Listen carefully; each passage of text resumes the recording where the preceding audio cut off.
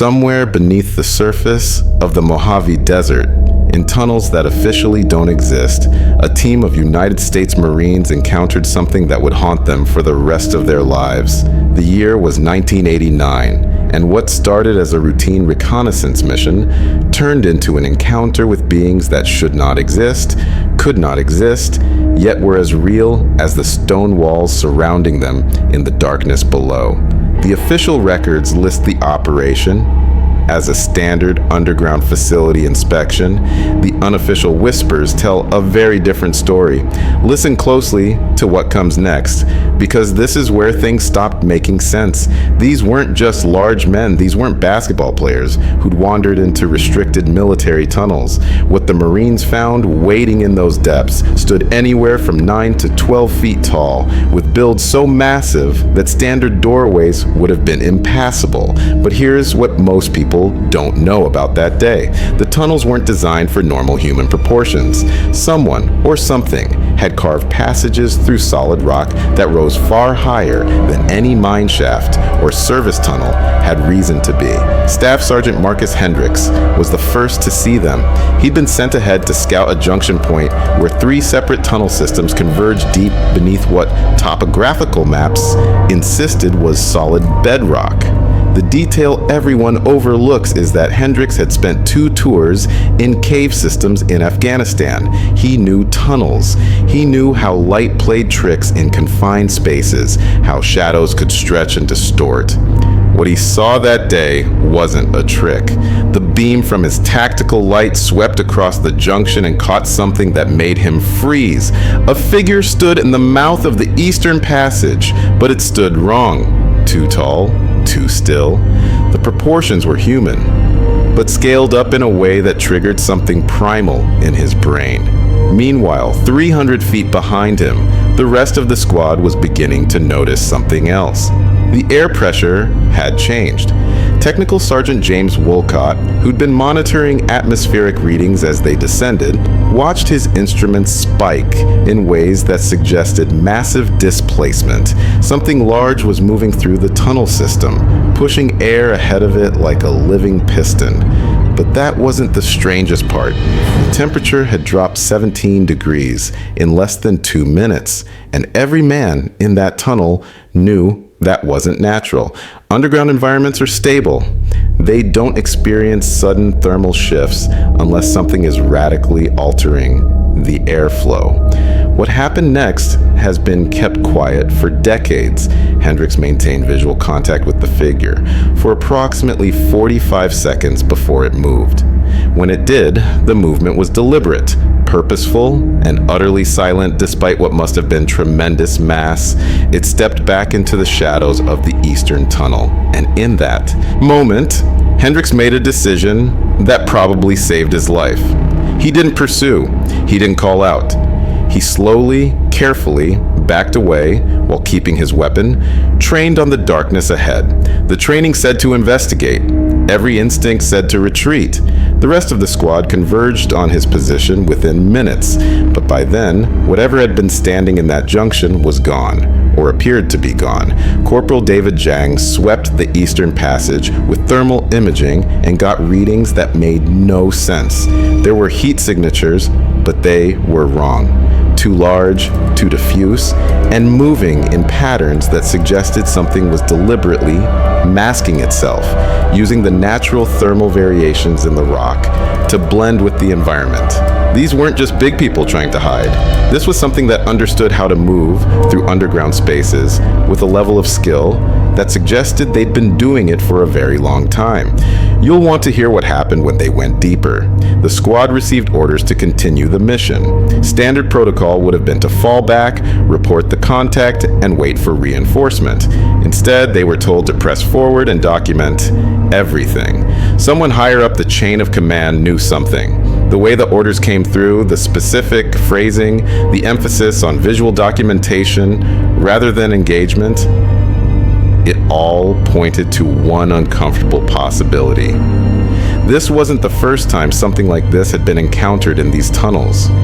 2 hours into the deeper descent, the squad started finding evidence that someone had been living down there, not camping, not hiding out temporarily, living. There were alcoves carved into the rock walls at heights that would require ladders for normal humans to access, storage areas built into natural fissures, some containing preserved food in containers that looked handmade but sophisticated. The detail that struck Wolcott most forcefully was the craftsmanship. These weren't crude survivalist caches. Everything was precisely made, carefully maintained, and sized for individuals far larger than anyone on the surface world. Keep this in mind as we continue. The tunnels themselves were getting larger. The ceiling heights increased from 8 feet to 12 feet, to passages so tall that tactical lights couldn't reach the top. Someone had expanded natural cave systems, but they'd done it with tools and techniques that left marks in the stone walls. Hendricks, who had geological training, examined the tool marks and found them deeply disturbing. The cuts were clean, precise, and made with something harder than steel. Some of the passages showed signs of being widened recently, within the last few years. But there was no debris, no dust from cutting, nothing to indicate where the removed material had gone. The first verbal contact came 3 hours and 20 minutes into the mission.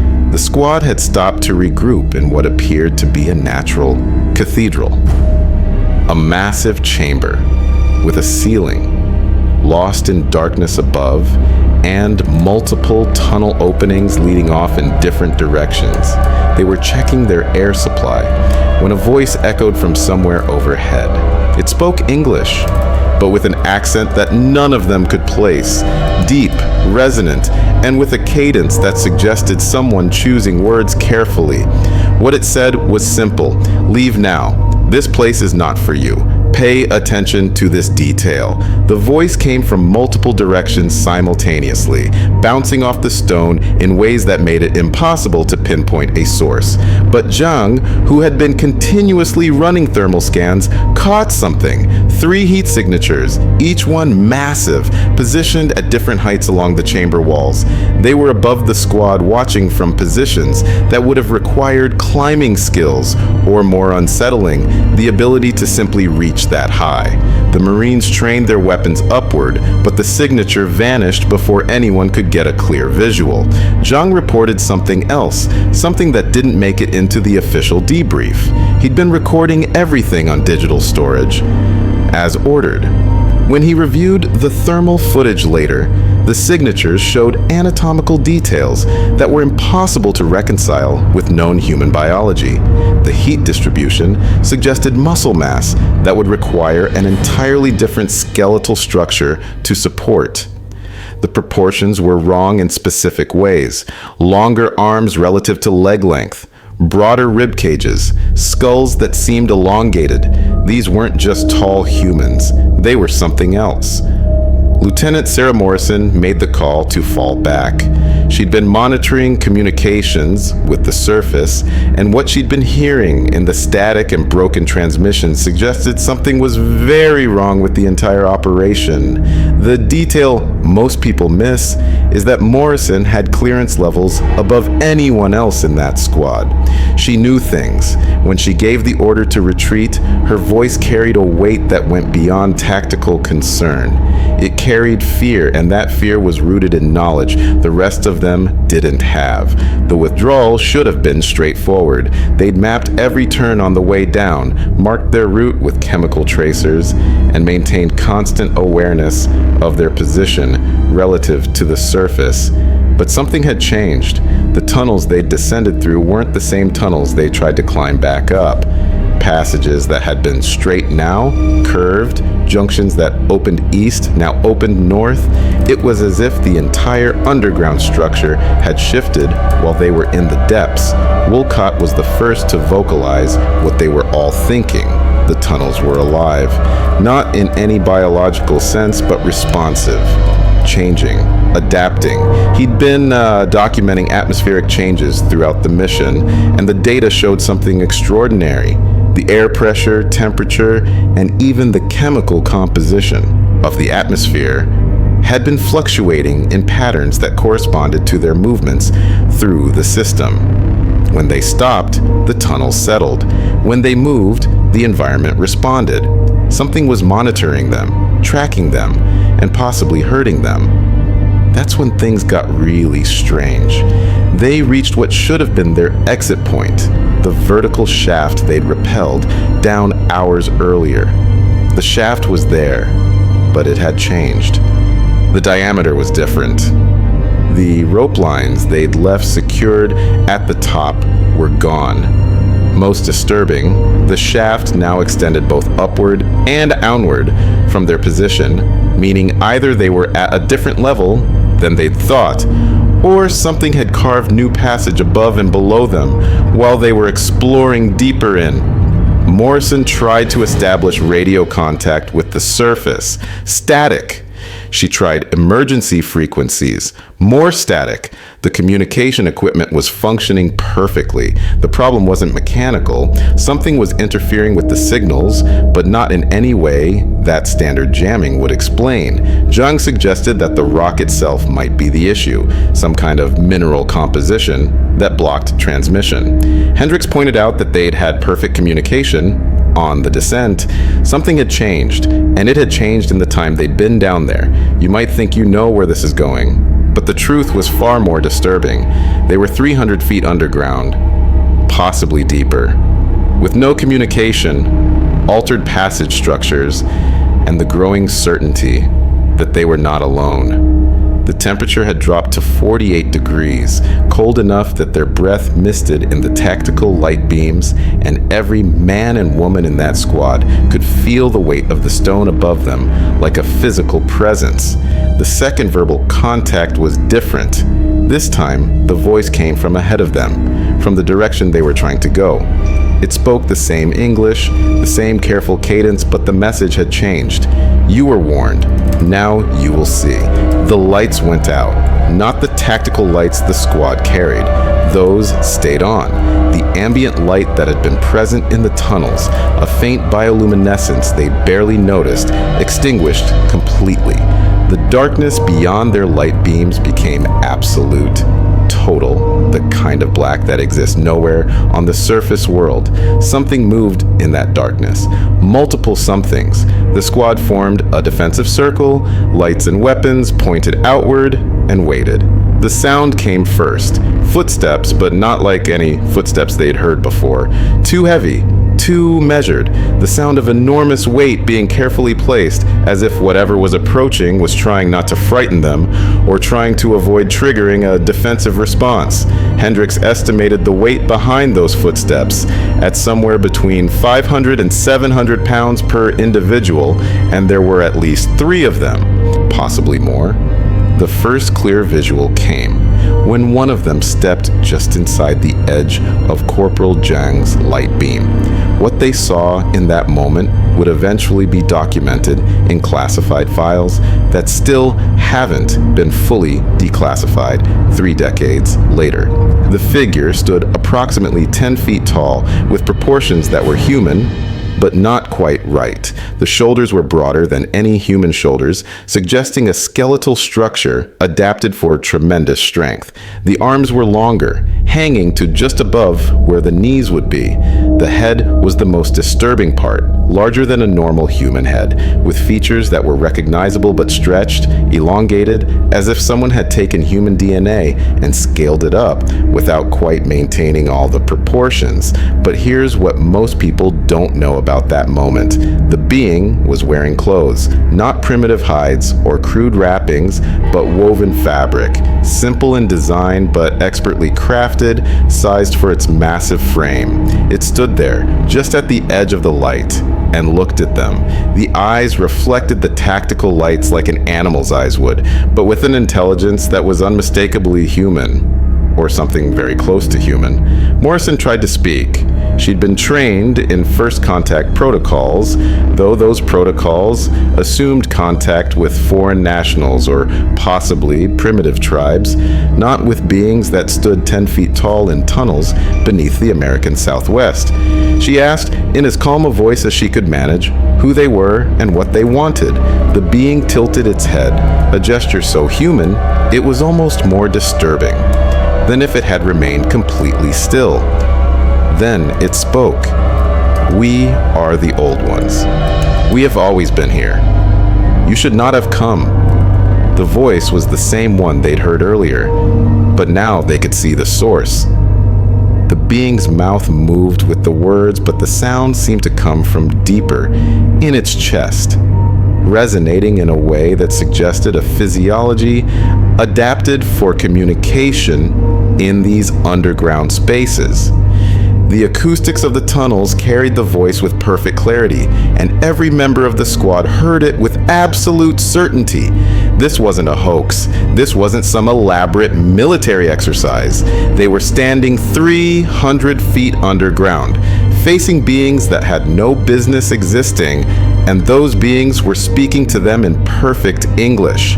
Zhang, operating on instinct and training, kept his thermal camera running. The footage he captured would later be analyzed by specialists who had no official explanation for what they were seeing. The heat signatures showed physiological details that matched what their eyes were telling them: massive humanoid forms with body temperatures slightly lower than normal humans, suggesting a metabolism adapted for the constant cool temperatures of deep underground environments. But the detail that would later cause the most discussion among analysts was the brain size. The thermal imaging suggested cranial capacities significantly larger than normal humans. Not grotesquely so, but enough to suggest enhanced cognitive abilities, or possibly different neurological structures. Meanwhile, behind the first being, others were becoming visible. They emerged from the darkness like ships appearing from fog, each one massive, each one moving with a careful deliberation that suggested they were very much in control of this situation. The Marines counted 7 distinct individuals, though thermal imaging suggested there were more in the darkness beyond. They formed a loose semicircle around the squad, not threatening, but clearly controlling the space. The message was clear. You're in our territory now, and you're here because we allow it. Wolcott noticed something that would bother him for years afterward. The beings were breathing in synchronization, not with each other, but with some rhythm that matched the environment itself. He'd been monitoring atmospheric data throughout the encounter, and the fluctuations he'd been tracking corresponded to their breathing patterns. They weren't just living in these tunnels, they were part of the tunnel system somehow, integrated into the underground environment in ways that suggested a relationship far older and far more complex than simple habitation. The next part changes everything you thought you knew. Morrison, drawing on training that wasn't in any standard manual, asked the being about the history of these tunnels. How long had they been here? The being regarded her for a long moment, and when it answered, the response came with a weight that suggested truth older than any written record. Before your people came to this land, we were here. Before the people who were here, before your people, we were here. When the world above was different, when the waters were higher and the land was warmer, we were here. That answer should have been impossible. It suggested a lineage stretching back thousands of years, possibly tens of thousands. It suggested a population of massive humanoid beings living beneath the surface of North America, undetected, or at least unreported, for longer than recorded human history in the region. The archaeological implications alone were staggering, but the being wasn't finished. It took a step forward, still not threatening, and continued. You build cities above. You dig mines. You send your people into the earth. Sometimes you come too close. Mostly, we move away. But this place is sacred to us. This place holds our history. You cannot be allowed further. Hendricks, who had been scanning the tunnel walls during this exchange, realized something that made his blood run cold. The tool marks he'd been seeing, the careful excavation and expansion of natural caves. Some of them were ancient, genuinely ancient. He'd done enough geological survey work to recognize different weathering patterns in stone, and some of these excavations showed erosion consistent with exposure to air and water for thousands of years. These tunnels hadn't been carved recently. They were old, impossibly old, and they'd been maintained and expanded over a timescale that matched the being's claim. Keep this in mind. The squad was now facing a historical mystery that rewrote everything they thought they knew about human habitation in North America. If these beings were telling the truth, and every piece of physical evidence suggested they were, then there had been a population of large humanoid creatures living beneath the surface of the continent for longer than modern humans had been keeping records. They'd built extensive tunnel systems, developed sophisticated tool use, created storage and living spaces, and maintained a completely hidden civilization, literally beneath humanity's feet. Jung asked the question that was on everyone's mind. How many of you are there? The being's response was chilling in its simplicity. Enough. We are enough to endure. We have been enough for longer than your kind has walked this land. We will be enough long after you are gone. It wasn't a threat. It was a statement of fact, delivered with the calm certainty of someone who had seen civilizations rise and fall and expected to see more of the same. Morrison made a decision that would later be both praised and questioned by her superiors. She told the beings that the squad would leave and would report that the tunnels were unstable and unsafe for further exploration. She couldn't promise that others wouldn't come, couldn't promise that the military wouldn't send more teams, but she could promise that this particular squad would deliver a report that would make further investigation unlikely. The being regarded her for a long moment, and something that might have been approval or might have been resignation crossed its massive features. The withdrawal was conducted in absolute silence.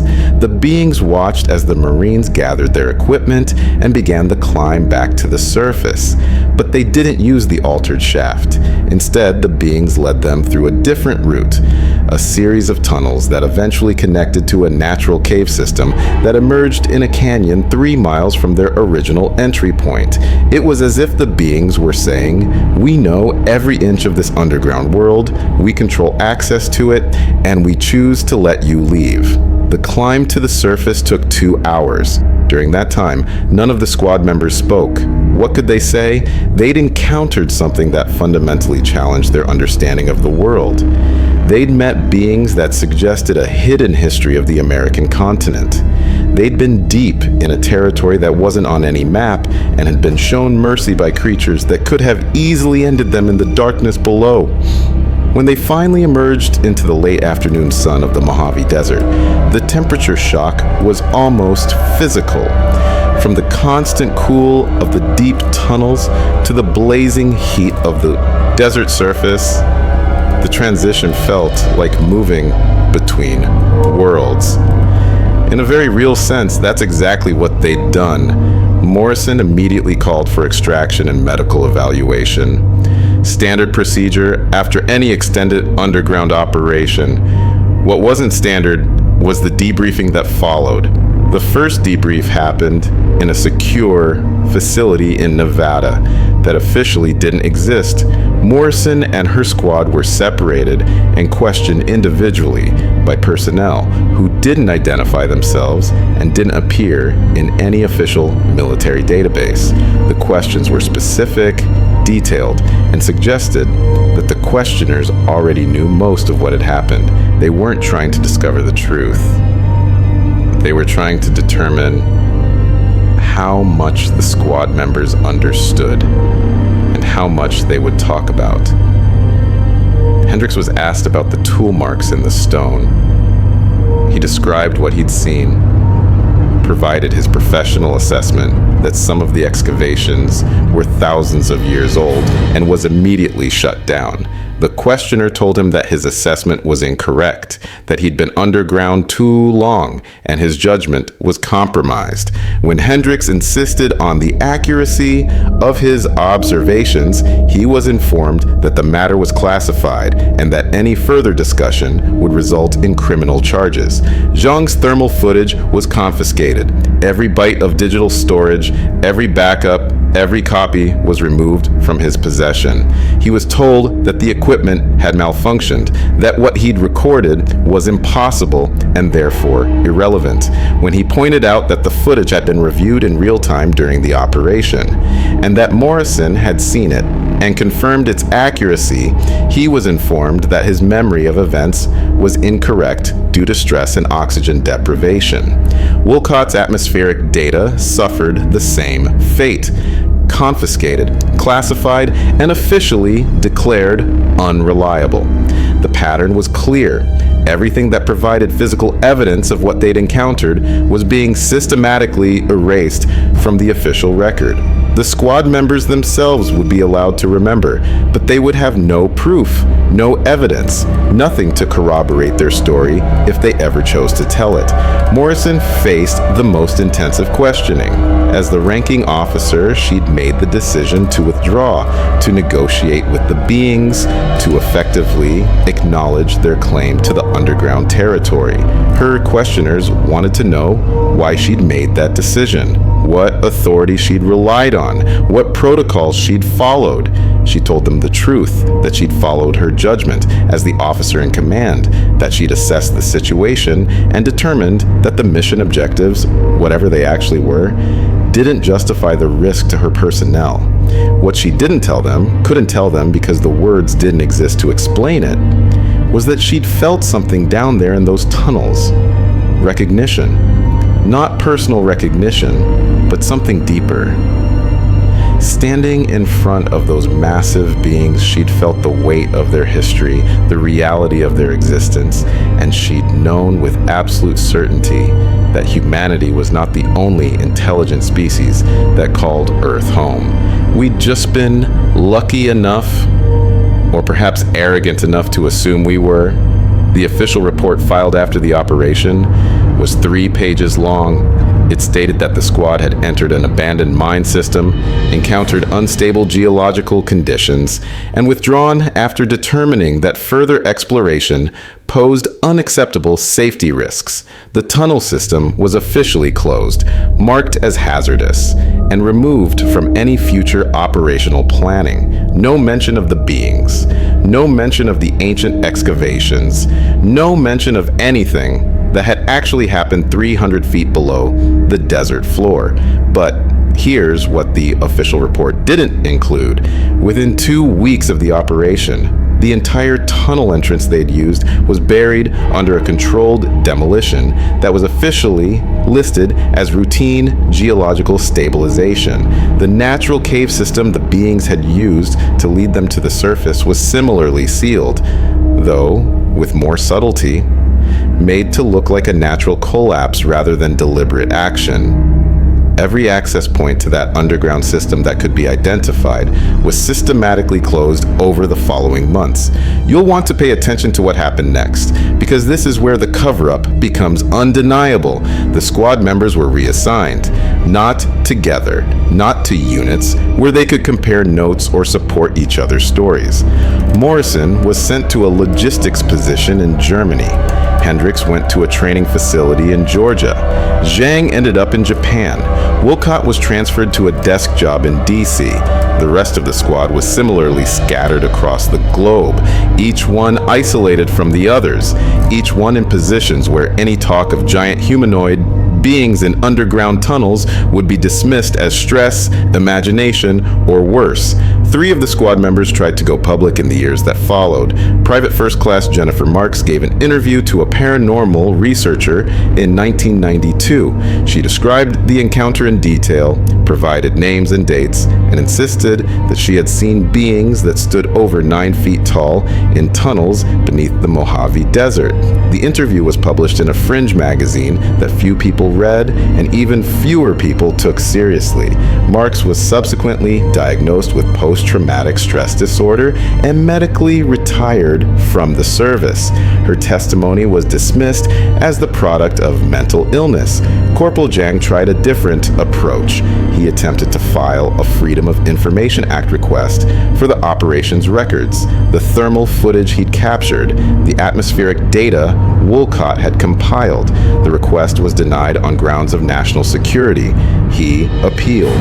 The appeal was denied. He hired a lawyer and threatened litigation. 2 days later, he was contacted by federal agents who suggested, in terms that were very clear, that continuing to pursue the matter would result in charges of divulging classified information. Zhang dropped the case and never spoke publicly about the encounter again. Hendricks went to an anthropologist at a major university. He described the tool marks he'd seen in the tunnels, the evidence of ancient excavation, the implications for the history of human or near-human habitation in North America. The anthropologist was intrigued initially, but when Hendricks mentioned the military context and the beings themselves, interest turned to skepticism. Without physical evidence, without photographic documentation, without any corroboration beyond Hendricks's personal testimony, there was nothing the anthropologist could do. The conversation ended with Hendricks being politely shown to the door. The pattern was clear and deliberate. The squad members were isolated, discredited, and silenced, not through overt threats or violence, but through the systematic removal of evidence and credibility. Their stories became just that, stories. Tales told by stressed soldiers, misremembering events, exaggerating natural phenomena, creating elaborate narratives to explain what was probably just a confusing experience in difficult conditions. The official narrative was established, and it had no room for 10-foot tall beings living in ancient tunnel systems beneath American soil. Keep this detail in mind as the years passed. The squad members adapted to their new reality. They stopped trying to prove what they'd seen. They stopped trying to convince others. They learned to live with the knowledge that they'd encountered something extraordinary and that they would never be believed. Some of them found each other eventually through private channels, careful communications that couldn't be monitored or intercepted. They shared their memories, confirmed details with each other, and maintained the truth among themselves, even if the world would never accept it. Morrison retired from the service in 2003 after rising to the rank of colonel, despite the cloud that followed her from that 1989 operation. She never spoke publicly about what happened in those tunnels, but she kept notes, private documentation that she secured in ways that would ensure its survival beyond her lifetime. Those notes, if they still exist, would provide one of the few first-hand accounts from a ranking military officer of an encounter with non-human intelligent beings on American soil. Wolcott became an investigator of unusual phenomena after leaving the military. He devoted his post-service life to documenting encounters similar to what he'd experienced, interviewing other military personnel who'd seen things that didn't fit official narratives, compiling evidence that the world was stranger than the authorities wanted. Wolcott became an investigator of unusual phenomena after leaving the military. He devoted his post-service life to documenting encounters similar to what he'd experienced, interviewing other military personnel who'd seen things that didn't fit official narratives, compiling evidence that the world was stranger than the authorities wanted people to believe. He never made the connection to his own experience explicit, never claimed that he'd personally encountered the phenomena he investigated, but those who knew him understood that he was driven by something personal, something that had changed his understanding of reality in ways that couldn't be undone. Zhang maintained his silence publicly, but created encrypted archives of everything he could remember about the encounter. He documented the thermal signatures, the atmospheric readings, the physical layout of the tunnels, every detail he could recall from memory. In in the absence of the actual evidence that had been confiscated. He stored these archives in multiple locations, using technology that would preserve them across decades, waiting for a time when the information might be taken seriously or when disclosure might become possible. Hendricks continued his geological work, but with a new focus. He studied ancient excavations around the world, looking for patterns that might match what he'd seen in those tunnels beneath the Mojave. He found disturbing correlations, tunnel systems in Europe that showed similar tool marks, cave complexes in South America with passages sized for beings larger than normal humans, archaeological sites that suggested habitation far older than official timelines. Acknowledged. He never published his findings in academic journals, knowing they'd be rejected, but he compiled them privately, building a case that extraordinary beings had lived alongside humans for far longer than history recorded. Meanwhile, something else was happening in the southwestern United States. Reports began filtering in from hikers, miners, and researchers working in remote areas. Sightings of very tall individuals in places where no one should be, footprints too large to be human found in the backcountry, strange sounds emanating from cave systems. None of these reports were official. None made it into mainstream news, but they existed in the margins, in the folklore of the region, in the stories that people told around campfires and dismissed in the morning light. What most people didn't know was that the 1989 encounter wasn't the first time military personnel had stumbled upon evidence of these beings.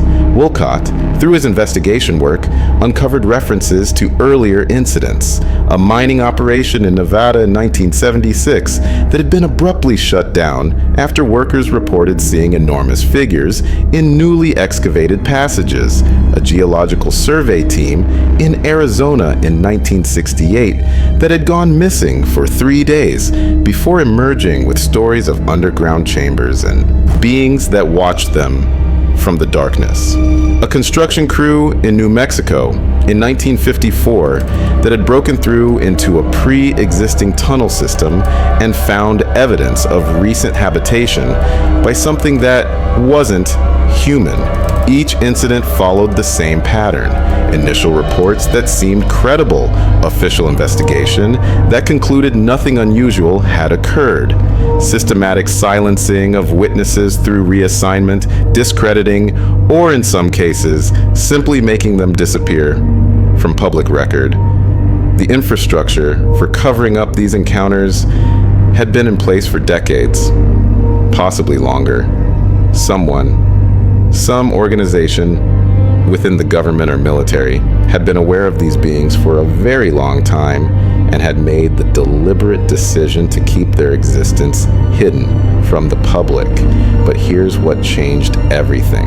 In 2007, nearly 2 decades after the original encounter, Morrison received a phone call.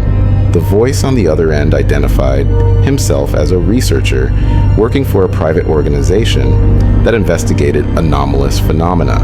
He knew details about the 1989 operation that should have been classified, details that Morrison had never shared with anyone outside the original squad. He knew about the beings. He knew about the thermal footage. He knew about the tool marks in the ancient excavations.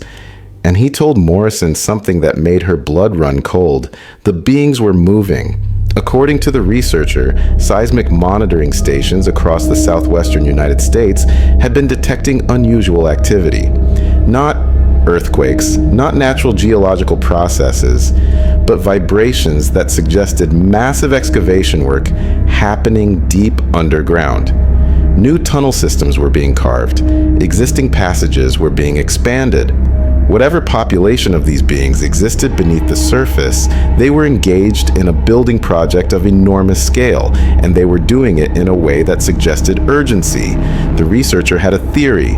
Human expansion into previously remote areas, combined with advanced drilling and mining technology, was encroaching on territory that the beings had occupied undisturbed for thousands of years.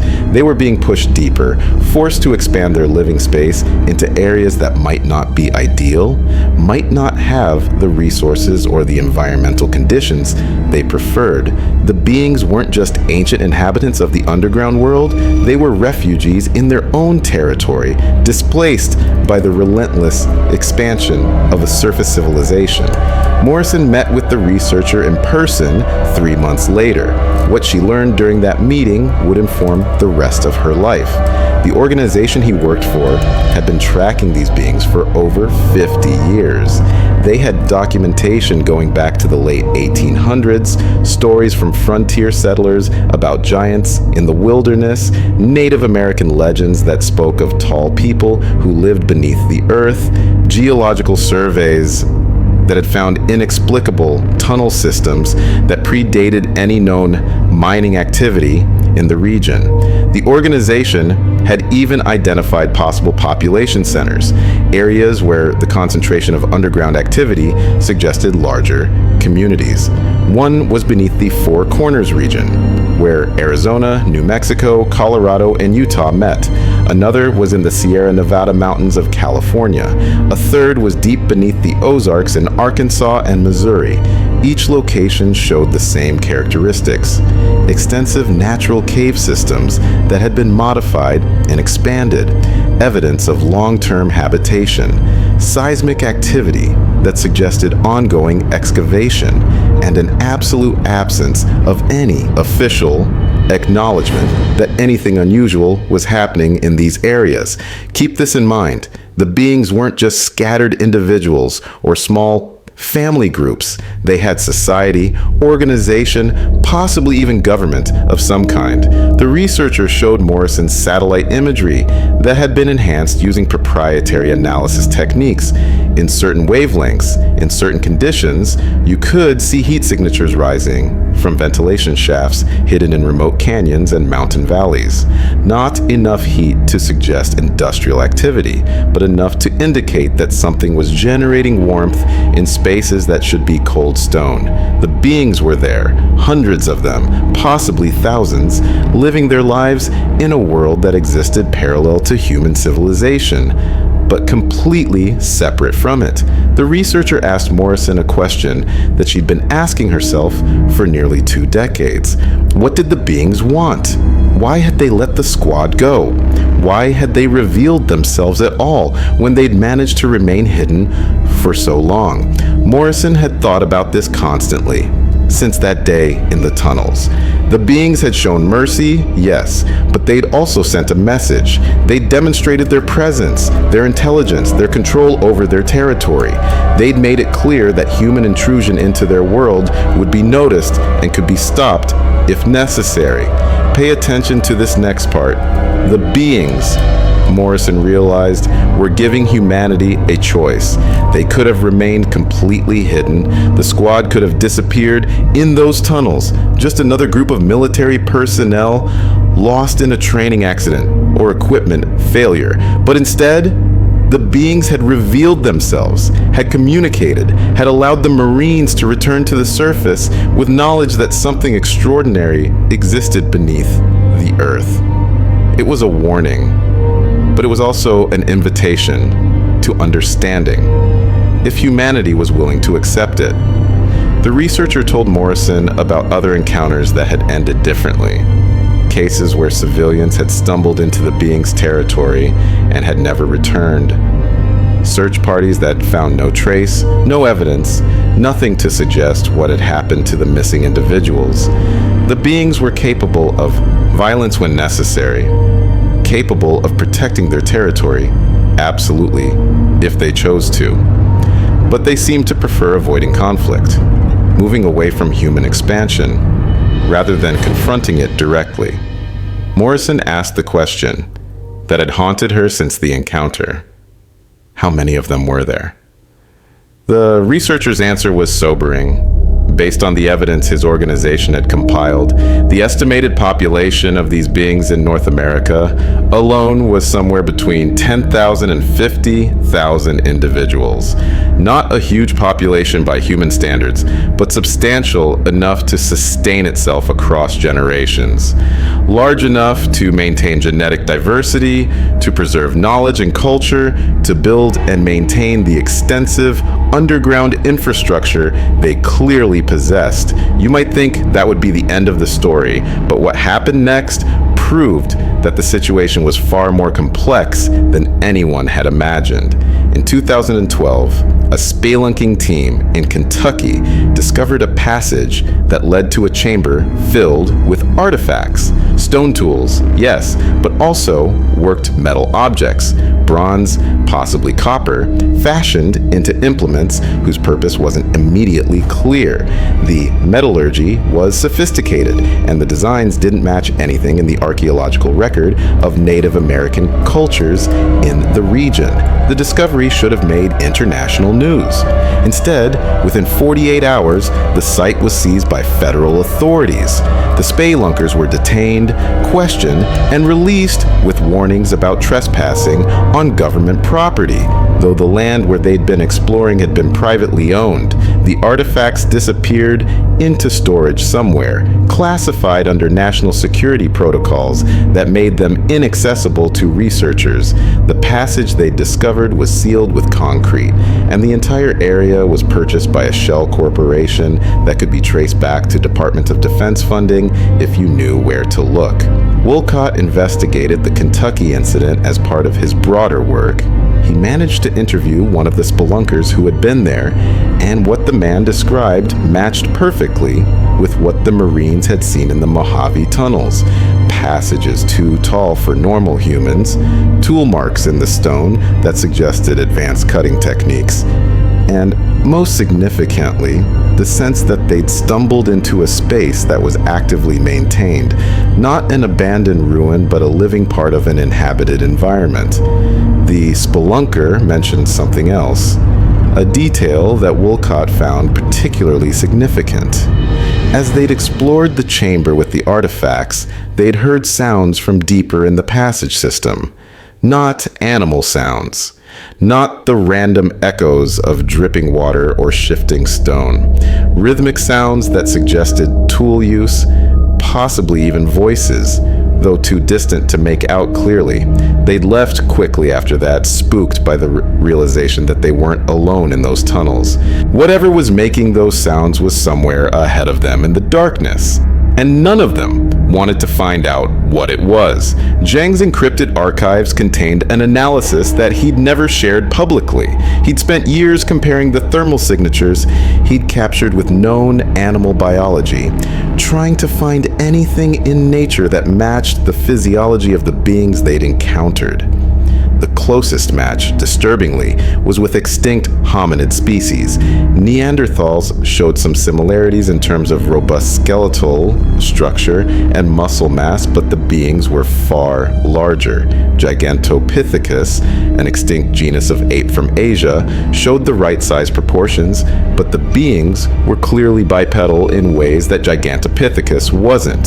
Zhang's conclusion, based purely on the thermal and visual evidence, was that the beings represented an unknown branch of the hominid family tree, something that had diverged from the ancestors of modern humans hundreds of thousands, possibly millions of years ago. They'd adapted to underground environments, developing the enhanced vision, temperature regulation, and possibly even enhanced strength that such an environment would require. They were our cousins in an evolutionary sense, but cousins who had chosen or been forced to take a very different path. Hendrix's geological research supported this theory in unexpected ways. He'd found evidence of extensive tunnel systems in locations around the world that dated back far earlier than any known human civilization. Some of these systems showed weathering patterns that suggested they were tens of thousands of years old. possibly older.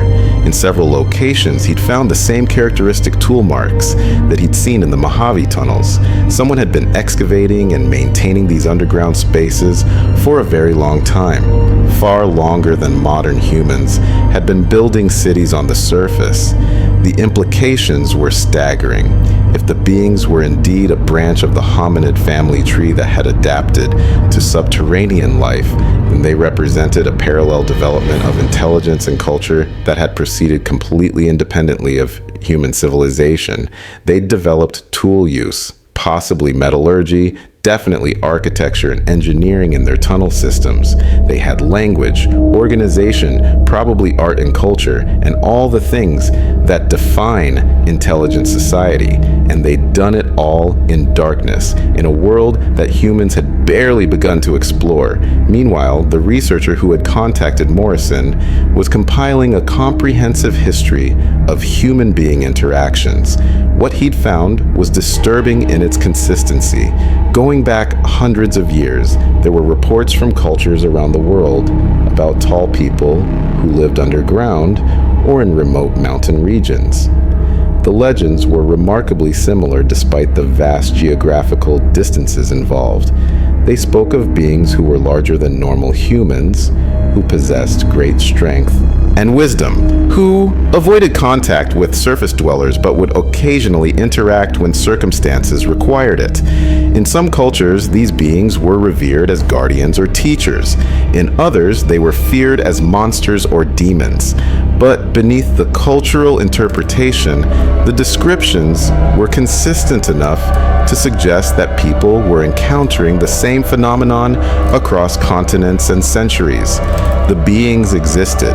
They'd always existed alongside humanity. And every culture that had encountered them had created stories to explain them, stories that had eventually been dismissed as mythology when modern scientific worldviews couldn't accommodate the possibility that they might be based on real encounters. The researchers showed Morrison evidence that suggested the beings had their own history of humanity, their own understanding of the relationship between the surface world and the underground world. In several locations where artifacts had been discovered, there were markings that appeared to be record-keeping, not writing in the conventional sense, but symbols carved into stone that suggested a sophisticated system of communication and documentation. Some researchers believed these markings were maps, charts of the extensive tunnel systems that the beings had created over millennia. Other markings seemed to record significant events. The researcher had identified patterns that corresponded to major geological events like earthquakes and volcanic eruptions, suggesting the beings had been keeping records for long enough to witness and document these natural disasters. There were also markings that some researchers interpreted as representing encounters with humans, showing the gradual expansion of human civilization and the corresponding retreat of the beings into deeper, more remote underground spaces. Listen closely to what Morrison learned next. The researcher had evidence that suggested some level of organization existed among the beings across different regions. Similarities in tool design, in tunnel architecture, in the symbols used for record keeping, these couldn't be explained by independent development. There had to be communication between different populations, possibly even regular contact and trade. The beings had built not just isolated underground communities, but an interconnected network that spanned entire continents. This network explained how the beings had managed to remain hidden for so long. When human expansion threatened one area, they could retreat to others. When cave systems were discovered and sealed, they had alternative routes. The underground world they inhabited wasn't a series of separate caves and tunnels. It was a vast, interconnected system that might extend for thousands of miles, linking populations across regions that had no surface connection. They could travel beneath the earth in ways that humans couldn't detect, moving between locations without ever emerging into the light. Morrison asked, about the possibility of peaceful contact, of establishing formal communication with the beings and acknowledging their existence. The researcher's response was sobering. Multiple attempts had been made over the years, he told her. Everyone had failed. The beings didn't want contact with surface civilization. They'd made that clear through their consistent pattern of retreat and avoidance. When humans approached with peaceful intentions, the beings simply moved away. When humans approached with hostile intent or commercial exploitation in mind, the beings defended their territory and people disappeared. The only successful interactions had been brief, accidental encounters like the one Morrison's squad had experienced. Moments when humans stumbled into the beings' world and the beings chose to reveal themselves rather than attack or hide. These encounters always ended the same way. The humans were allowed to leave, usually shown a route to the surface, and the area was subsequently abandoned by the beings who relocated to deeper, more secure territory. It was as if the beings had a policy. Once discovered, move on. Never fight if you can avoid it. Never allow humans to establish that the underground world is inhabited. But that policy was becoming harder to maintain. Human technology had advanced to the point where deep tunnel boring and seismic mapping could detect underground voids that had previously been invisible. Mining operations were reaching depths that had been safe territory for the beings for thousands of years. The expansion of human civilization wasn't just pushing into wilderness areas on the surface, it was pushing down into the earth itself, encroaching on territory that the beings had considered theirs since long before humans existed. The researcher believed this was why the seismic activity had increased. The beings were being forced to make a choice. They could continue their pattern of retreat, but they were running out of places to retreat to, or they could stand their ground, defend their territory, risk the open conflict with humanity that they'd avoided for so long. The increased tunnel excavation, the expansion of their underground infrastructure, these were signs that the beings were preparing for something, whether that something was a last retreat to truly inaccessible depths or a defensive fortification against future human intrusion. No one could say. Morrison asked one final question. What did the researcher think should happen? What was the right course of action? His answer stayed with her. The beings had a right to exist, he said. They'd been here longer than we had. They'd adapted to an environment that humans couldn't survive in without extensive technology. They'd built a civilization in darkness, while we built ours in light. The fact that we hadn't known about them didn't make their claim to their territory any less valid. If humanity was going to consider itself enlightened, advanced, worthy of the civilization we built, then we had to acknowledge that we shared the planet with another intelligent species and act accordingly. But the reality was more complicated.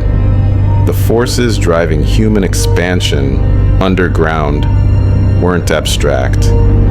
They were economic, driven by the need for resources, for metals and minerals, and rare earth elements that only existed in deep geological formations. Companies that invested billions in deep mining operations weren't going to stop because someone claimed there might be undiscovered hominids living in the areas they wanted to exploit. Governments that relied on those resources for economic and military advantage weren't going to halt extraction based on unconfirmed reports and classified incidents. The cover-up would continue, Morrison realized.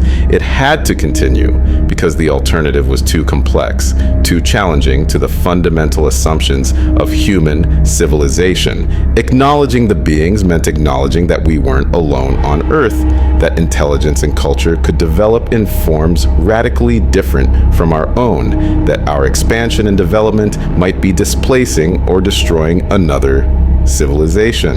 Those were truths that the structures of power weren't prepared to accept.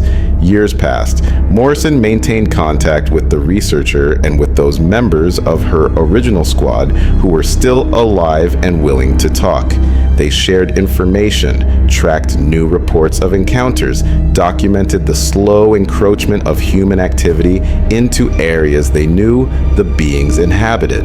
They couldn't stop it. They couldn't even slow it down significantly, but they could bear witness. They could maintain the truth among themselves, preserve the knowledge for a time when it might be possible to act on it. In 2016, Wolcott died of natural causes at the age of 68. His archives of unusual phenomena were left to a small research organization that promised to maintain them and make them available to serious investigators. Among those archives were encrypted files that contained everything he knew about the 1989 encounter and the evidence he'd gathered about the being's existence. The encryption was sophisticated enough that it might take decades to break if anyone even tried, but the information was preserved, waiting.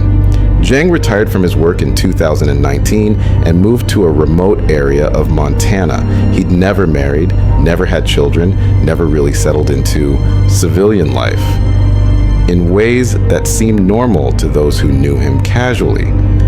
But those who knew him well understood that he'd been changed by what he'd seen in those tunnels. Changed in ways that made ordinary life feel hollow and meaningless. He still maintained his encrypted archives, still updated them when new information came to light, still hoped that someday the truth could be acknowledged. Hendricks continued his research until his death in 2021. His personal papers were donated to a university library, where they remain largely unexamined, filed under geology and archaeological speculation. Among those papers are detailed analyses of tool marks from around the world, comparisons that demonstrate remarkable similarities across vast distances and time periods, evidence that someone was excavating and building underground long before recorded human history. The evidence is there, waiting for someone who knows what they're looking at to find it. Morrison, as of this writing, is still alive. She's in her 70s now, retired from public life, living quietly in a small town in the Pacific Northwest. She's written a memoir, carefully coded to protect her from accusations of divulging classified information, but clear enough that anyone who knows the real story can recognize the truth in her words. The memoir won't be published until after her death, and even then, it will probably be dismissed as fictionalized account or the imaginings of an old soldier remembering events through the distorted lens of time. But the truth remains. Beneath the surface of the earth, in tunnels and chambers that humans rarely see, live beings that have every right to be there.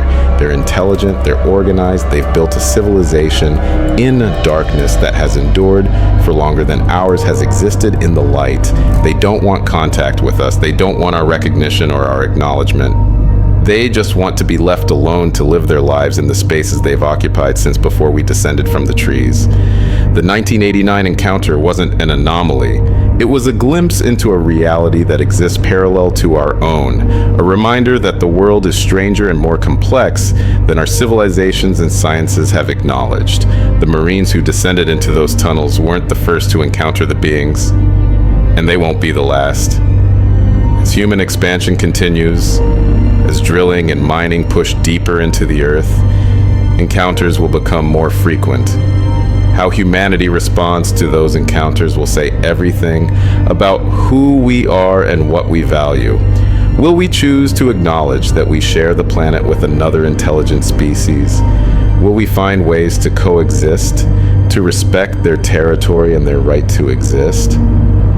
Or will we continue the pattern of expansion and exploitation, pushing them further into the darkness until there's nowhere left for them to go? These are questions that humanity will have to answer, sooner or later, whether we're ready for them or not. The truth is out there, buried in classified files and encrypted archives, preserved in the memories of those who've seen what shouldn't exist. It's waiting in the depths, in the darkness beneath our feet, in tunnels carved by hands that aren't quite human, but aren't quite alien either. It's It's in the stories that get dismissed as mythology and the encounters that get explained away as stress or equipment malfunction or misidentification. Somewhere beneath the Mojave Desert, in tunnels that were sealed decades ago, but that probably connect to passages that remain open, the beings continue their existence.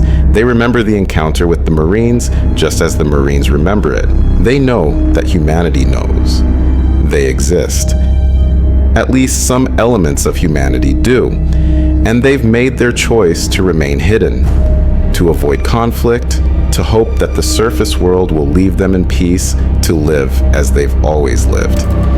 That's the truth that Morrison and her squad brought back from the depths in 1989. Not proof that could be examined in a laboratory or evidence that could be presented in a court of law, but knowledge that comes from direct encounter, from looking into eyes that reflect light like an animal's, but hold intelligence that's unmistakably human. They know the beings are real, and that knowledge has shaped the rest of their lives, given them purpose and burden in equal measure. The story doesn't end with their encounter. It continues in every unexplained sound that echoes from deep caves, in every mining accident that happens too far underground for anyone to investigate properly, in every report of footprints too large to be human, found in remote wilderness areas. The beings are there, have always been there, will probably always be there, unless humanity's expansion finally pushes them to extinction or forces a confrontation that neither side wants. The question that remains is simple but profound. What do we do with this knowledge? Do we continue to hide it, to classify it, to pretend that we're alone on this planet and that everything beneath the surface is just rock and minerals waiting to be extracted? Or do we have the courage to acknowledge a truth that challenges everything we think we know about human history and our place in the world? For now, the answer seems to be continued silence. The machinery of cover-up remains in place, efficient and effective. New encounters are handled the same way the old ones were, classified and dismissed, witnesses discredited or silenced, evidence confiscated or destroyed. The beings remain a secret, known to a few, but acknowledged evidence overwhelms. Humanity faces reckoning with truths denied. Marines from 1989 came back changed, encountered beings challenging reality, brought knowledge they couldn't share, carried burden, knowing expansion pushed ancient civilization toward uncertainty. Burden remains. Watch mining deeper, technology advancing, appetite driving untouched regions. Wonder what's next?